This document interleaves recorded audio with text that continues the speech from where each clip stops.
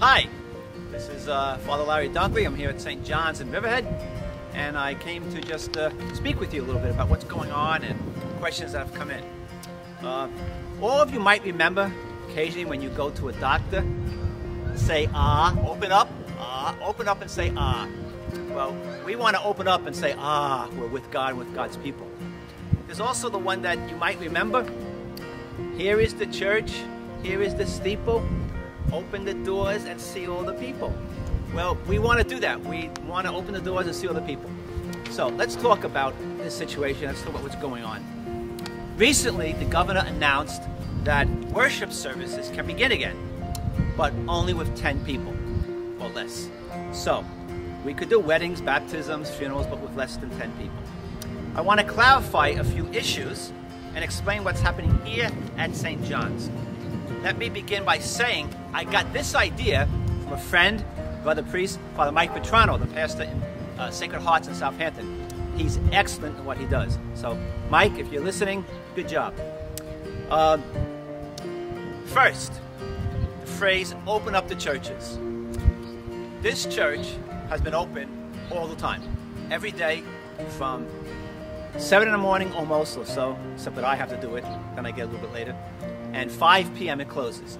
And every day it's been sanitized. We're so fortunate that even though we reduced his hours, our maintenance man, Serapio Velasquez, has been here every day sanitizing the place, so it's clean when people come in to pray. And it will continue to be open in the future. One of the major issues about being open, and this sounds weird, is toilet paper. Because there are very few public places to go to the restroom in this area, and the ones that have been closed, I think, and we give food out here every day. Because of that, the people need to go to the restroom, so we have to supply paper, sometimes twice a day. But that's one of the needs that we have here. We ask that you come whenever you want. Wear a mask, please, and try not to touch things, even though it's sanitized. If someone comes before you and touches something, we don't know. So please do that. If there's more than 10 people in church, please excuse yourself and come back a little later. Communication. It's been a priority since day one. We have sent a letter. We mailed a letter to every parishioner, bilingual, twice already, and another one will be coming in the next week or two. We want to make sure that everybody knows that. In those letters, we tell what's going on. We ask them to respond to us. One of the things we asked for is we asked everyone to give us their email or their cell phone so we can do mass communication. We only got a few back, about 200, and we have 1,600 people we mail letters to. So if you're listening and haven't done it, please do it. It will help us in the future. We also tried to call everybody. We went through the whole phone index that we have and called everybody once, and we're through it again. Many people don't answer their phones, and many people don't even have a machine that we leave a message for. We're trying to call everybody just so that you know that. Religious formation. Religious formation has been open all the time. Miss Reed and Miss Liz have contacted every family that belongs to our religious formation program. They distributed materials and have collected assignments that children in the program have done. They've done Zoom conferencing with the catechist and with parents and with the children and with the teenagers particularly. They just had a Pentecost party, birthday party for church just the other day. And they're also here on site in their office 2 days a week. People come talk to them and meet with them with protections and protocols observed. Sister Margaret's been in the office down there, the blue door, 5 days a week from 10 to 12. Many people, probably triple the amount, have been coming for food. As you know, that need is so great. She's been very fortunate. She's had a good core of volunteers. In fact, today there were 4 volunteers there, which is a really good core. And she's also fortunate that many people keep bringing food and making donations. She has a lot of good contacts in the community and outside the community for the many years that she's been serving. So many checks keep coming in. She got a really big grant from the government that helps. And Mechanic Bay Medical Center also gave a nice donation, as well as supplying her with gloves and masks and sanitizer to keep her safe and her staff who work there. Fortunately, that keeps going well. So we thank you for those who have supported that and continue to do so. The office, the parish office, has been semi-opened. via phone, email, and by me answering the door and phones. The staff have been home, but they have been reachable by phone and email, and pretty much any email or phone that's sent is answered within an hour by one of the two of them, either by Teresa or by Fran, if I don't happen to get to it. And that will continue, except next week we are going to open in reality. They will be here, and protocols we set. We put plexiglass protection in so people can talk to them and give them materials or mask cards or things of that sort. So next week we'll start. It will be from 9 to 2. Reduced hours until we see how everything works out. The new opening, which the governor announced, is again for weddings, baptisms, and funerals. We've done a few funerals, one in church and others at the grave sites. I've been to some homes where I prayed with the families before they went to the cemetery, particularly Calverton. No one's been allowed to do any prayer services at Calverton at the day of burial. I've been there afterwards, a day or two later, with the families to be at the grave site, which we normally never do over there. We usually do it in the shells to pray for families. So those needs have been met in very different ways. I'd ask you to keep those people in your prayer. It's so difficult, as you know, to deal with death, but to do so in a way where you cannot be hugged or comforted. It is very, very difficult. I recently celebrated a baptism. It was a strange situation. The person was in a branch of the service and he was going to be gone for 6 months. So we decided to do the baptism. Mom and Dad, godparents were the only people there. The grandparents were not allowed. Everybody wore gloves and masks, even me, for the baptism to maintain safety. But now we can do it more people can come now, 10. Confessions, the Sacrament of Penance. It's always been available by appointment. And that's for the safety of the person and safety of me. I don't let Bishop Seller do it. He's 89 and I need him to stay healthy. So he hasn't been doing that. But he will in the future. Also, when we continue, we will not be using the confessional. It's too small. It's a confined space. We really can't do it safely in there. So again, call, email, make an appointment, and we can always arrange for a time to meet. The Sacrament of the Sick and Viaticum for the dying has been celebrated quite often. You probably know that I've been very privileged and honored to be able to minister to the sick and dying in the hospital, along with the hospital staff, which has done an unbelievably great job in ministering to those people and their families. Also, I've been to many homes when someone in the parish has asked me to come visit to do Viaticum or to do the Sacrament of the Sick.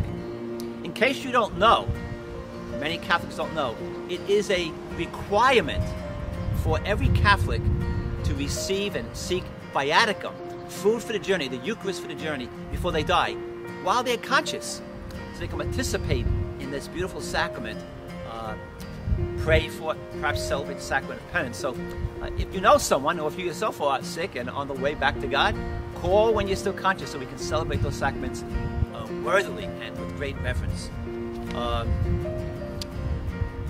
Okay. It's one of the great joys that people know from my priesthood, joy and sacred moments to be able to be with people who are sick or dying and their families. The very real presence of God is felt so strongly there. And I don't have to do anything. I just have to say the words of the church and just be there and let God work. So I want to thank people who have asked me to do that. Now, the question people are asking, the Mass. Ever since all this begun, we've been doing Mass every day, Monday to Friday at 12 noon. And Saturday night, we do the Sunday Mass Saturday night at 5 and at 5:45 in Spanish. And then privately, without the camera, Bishop Sal and I do a Mass on Sunday for the intentions that need to be fulfilled. We have been blessed to have musical accompaniment and singing at the Saturday evening Masses, and we're very fortunate and blessed to have Renee Stakey, who has been doing all the face streaming and YouTubing and all that other stuff that goes along with it. It helps us to stay connected to you and you connected to us. And so we really thank her for doing that pretty much every day. So when are we going to have public Mass again? I don't know. And I don't think anybody knows. Some places that have opened up around the country have had to close because they've had recurrences and spikes. We don't want to do that. particularly in our community, because we have an elderly community and we don't want to lose half our population. So we're going to be cautious, probably more cautious than other parishes in the area. Some parishes have younger priests. I'm 65, Bishop Sell's 89, and Father John Savini, who helps out here occasionally, is also 77, I believe. Plus Father Jesus in the Spanish community is 60-something also. So we can't afford to get us sick. Pretty much every bishop in the country, as well as Bishop DiMarzio in Brooklyn and Cardinal Dolan in New York City, have all made public statements that the health of their priest is one of their main and top concerns, because we don't have a lot of priests. So this is a good time, if you're home and doing absolutely nothing, to think about maybe you want to be a priest and help out.